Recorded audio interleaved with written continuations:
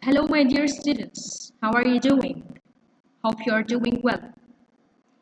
This is Ms. Isra from AMS English Department, and in this video, we are going to tackle the vocab part of Unit 2. Please bring your student's book, your close-up student's book, open page 20 and follow with me. Exercise A. Circle the odd ones out. Number 1. Comment, remark, purpose, observation. The odd one is purpose because the others relate to ways of talking or observing something, but purpose refers to the reason why something is done. Number 2. Criticize, defend, blast, slam. The odd one is defend because the others are ways of showing disapproval, but defend is when you show support in face of criticism. Number 3. Avoid, interact, relate, communicate. The odd one is avoid because the others refers to human interaction, but avoid means to keep out of the way of or to stop doing something. 4. Morals, values, idols, burdens. The odd one is burdens. Yes, because the others refer to positive aspects of human behavior, but burdens means when something is difficult to put up with. 5. Offend, bother, resist, provoke. The odd one is resist because the others refer to ways you could force someone into a bad reaction, but resist means to oppose something you don't agree with. 6. Shock, excite, thrill, impress. The odd one is shock because the others refer to positive feelings, but shock means to experience a nasty surprise. Let's move to the following exercise. Exercise B. Read the exam close-up and complete the exam task below. Let's read the exam close-up first. Choosing the right part of speech. Read through the text quickly to get a general idea of the meaning. Then, look carefully at the gap and decide what part of speech could fit. After that, read the whole sentence carefully and check the context. Remember, sometimes the word may need a negative prefix or suffix.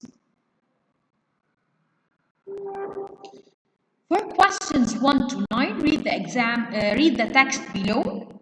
Use the word given in capitals at the end of some of the lines to form a word that fits in the gap in the same line. You may pause the video, try to answer this exercise on your own, and then play it to check the answers with me. Going fishing. Do you know the meaning of fishing? Phishing is the criminal activity of sending emails or having a website that is intended to fool someone into divulging information such as their bank account number, and this information is then used to illegally obtain money. Fishing is similar to fishing in a boat, but instead of trying to catch fish, fishers attempt to steal personal information from unsuspecting internet use will be user. Unsuspecting internet users. This is how phishing works. This sends out emails that appear to come from legitimate websites such as eBay or PayPal. Scam means to blackmail, or it is illegal plan for making money. So these scam will be scammers. The emails state that you need to update or your information. Valid will be validate your information and ask that you enter your username and password after clicking a link. in the email, included in the email. Once you do that, the fisher may be able to gain accessible will be access to more information by just logging into your account. Once a fisher has information such as your full name, address, phone number, and tax file number, they can use it to steal your identity and apply for loans and credit cards in your name. If they get your credit card numbers, they can max out your cards. So how can you protect yourself? Check the URL in the address field. It can tell you if the page you have banned directly will be changed to directed to is valid or not. For example, if you are visiting a web page on Amazon, the last part of the domain name should end with amazon.com.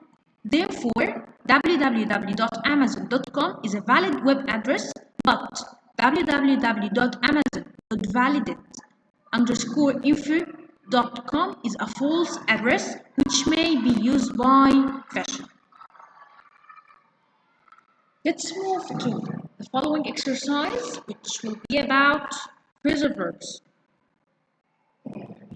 Match the phrasal verbs to their meaning. Let's read them and then try to match with the correct answer.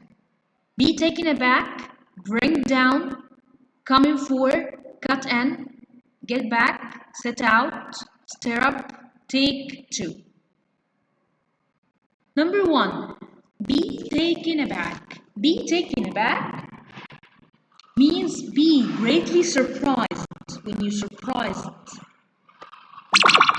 Bring down. Bring down cause someone to lose power. Coming for. Coming for means to receive. Cut in. Cut in, interrupt someone while they are speaking. Get back at, take revenge. Set out, to start doing, to start to do something. Stir up, cause problems for someone else. Take to, start liking something or someone. So now let's practice. Complete the sentences with the correct form of the phrasal verbs from C.